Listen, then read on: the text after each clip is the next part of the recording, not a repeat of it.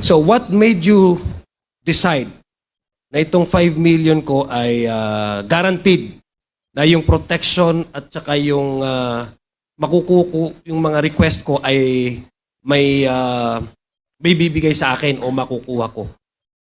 What makes you what made you feel safe that that's an investment eh. Kung akong tatanungin mo, I'm not a businessman, but that's an investment on your part. You've given 5 million enrollment fee. In exchange is protection, and for all of your shipments to be released as quickly as possible. Hindi ho, tama ho ba yun? So, what made you decide to go to Davao despite the fact na ilang beses kayo nag-meet ni Nani at saka ano? Balikan ko lang po dun sa... Okay. So kikiti na Nani pala, okay. Weekly po talaga, nagre-remit ako sa kanya. So sabi ko po... Saka nagre-remit kay? Minsan po, sa kanya mismo. Sinong kanya? Kay Tita Nani po. Okay. So minsan po tatawagan niya ako, nandito ako sa baba, sa tapat na lang opisina ko yon. O minsan naman, pupuntahin niya ako sa isang lugar, doon kami mag-meet. So, weekly po yun, kada container po na napaparating ko. Doon naman po sa ano yung naging insurance ko po. Ang totoo po niyan, tama po kayo, parang sugal po yun. Pero ang naging basehan ko na lang po si Jojo Bacud kasi taga sa amin po siya eh. Kilala ko po siya noon pa. So, okay, si Jojo Bacud, kasama ba sa Dovo Group? well, I assume kasi siya yung nag-ano sa kanila eh. Nag-refer sa kanila eh. Okay. So, Mr. Chair, I'd like to make a motion to invite Tita Nani and Jojo in the hearing. With the indulgence yeah, please, of yeah, sure. Congressman Adyong. Yes, what is the motion? That we invite a certain Tita Nani and Jojo in the next hearing. There is a motion to invite a certain Tita Nani and a certain Jojo in the next scheduled Quadcom hearing. Duly seconded. Are there any objections? Hearing none, the motion is approved. So, Comsec, please invite the two personalities mentioned.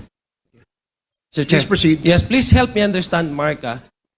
Gusto ko lang talagang yung the whole transaction that happened. I want to know, earlier, you responded na you've been paying 170,000 to Tita Nani, di ba?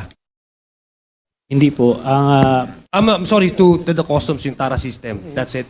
Yung 170,000 po yun, may breakdown Per po container, yun. yes, Opo. okay. So may tara doon, meron din customs duties, merong shipping line. So this is already exclusive of the 5 million enrollment fee. Bukod po Okay, yun. bukod pa yon.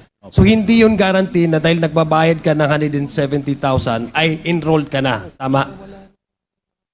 Opo. Enrolled ka na meaning nakapasok ka na dun sa Opo, grupo opo. na magpo-protect sa tayo, sir, di ba? Tama? po, opo. Okay.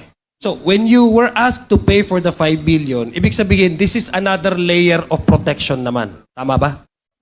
Hindi po, yung 5 billion po yun, ano yun eh, pagpasok mo pa lang sa Yun kanila. nga, Opo. exactly, yeah. Opo. Kasi ang gusto kong tanungin is why do you have to pay for another 5 million when you were already dealing with the same persons?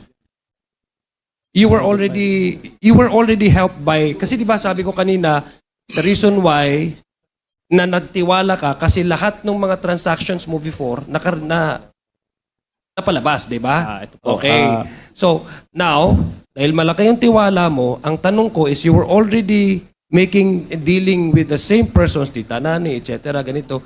So, my question is, why do you have to pay for another 5 million pesos over and above those amounts that you're paying these people kung meron na kayong engagement early on? Gusto ko lang maintindihan, help me understand. Kasi parang ang impression sa akin, Mr. Chair, pardon my ignorance, gusto ko lang talaga malaman. It's going to be another layer of protection if you ask me. Because you need to pay up a additional 5 million insurance policy, di ba? Ganon yung labas niya sa akin eh. Yes. Gusto ko, maintindi mo daw sa akin, Mark? Yung 5 million po, isang beses lang po ako nagbigay sa kanila. Okay. Yung pumunta po ako ng Davao. Ano lang yun, kumbaga walang container na involved doon. Ano lang yun, baga okay. para makapasok ka lang sa Okay, kanila. now I understand. Okay. So, ibig sabihin, kailangan talaga nila for your protection. Opo. Okay. So, ganun yung pagkaano ko. So, ngayon, ang tanong ko ngayon, you've mentioned big names, 'di ba? Parang ang na-mention mo is isa sa nagtiwala ka sa mga taong to, nagbigay ka ng 5 million because may nami-mention sila ng mga pangalan tulad ng yung si Man Scarpio, Attorney Man Scarpio, Congressman Pulong Duterte. What made you at least convinced na talagang isang grupo ito at ito sila Nani, ito sila, sino pa yung mga na-mention mo ng mga pangalan, ay talagang magagamit nila, if ever, no, presumed, no, na the allegation is magagamit yung kanilang influence. So what made you convince na itong Davao Group ay talagang sila yung nabumuo nito? Yun nga po. Yung mga container ko nga po is na green lane po lahat. Ang totoo po niyan, kung tutuusin, nabanggit ko lang talaga sila sa congressional hearing nung last time eh. At yun nga po, dahil yun po yung pakiramdam ko na kung bakit nagkaroon ng kamalas-malasan itong buhay ko. Hindi ko po talaga balak na sabihin yung mga pangalan nila ng mga panahon na yun. Marami pong congressman noon na marami nagtatanong, talagang hindi ko po ako handa. So bigla akong nabanggit yun. At yun nga, ako talaga wala naman akong pakialam kung sino Nabanggit man. mo kasi sinasabi sa'yo. Opo. I mean, sinasabi nung mga kaano mo. Opo, yun po. Gusto kong saklaruhin na wala naman po talaga akong pakialam kung sino man talaga yung nasa tuktok niya na nagmamaniobra sa Bureau of Customs eh. Kung sino pa yan. At ang nagsasabi naman yan sila. Nakita niya naman yung mga text messages. So wala rin naman akong dahilan para siraan tong mga taong ito, sila Paulo Duterte at Man Scarpio. Naniniwala naman ako sa'yo.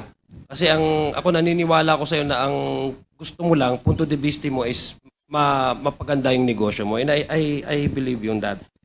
Ganito lang, gusto ko lang tanungin, may na-mention ka na Chinese name na from the place of origin nung itong shipment na to. Ano yung consignee kasi hindi siya accredited dito? Yun po yung Hongfei. Yun po yung Hongfei export, import. Ano ba? How is this connected with Michael Yang? Because I've mentioned somewhere the name Michael Yang. I'm sorry, I've heard about Michael Yang. Was it you, Jimmy Guban, or ikaw ba, Mark? Siya po yata. Okay, sige. Gusto ko lang maintindihan.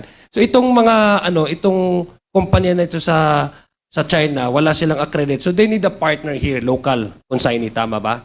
Yo po, doon po Okay. pumapasok. How many times is this company in China been sending shipments to the Philippines and needed more local consignees? Would you know?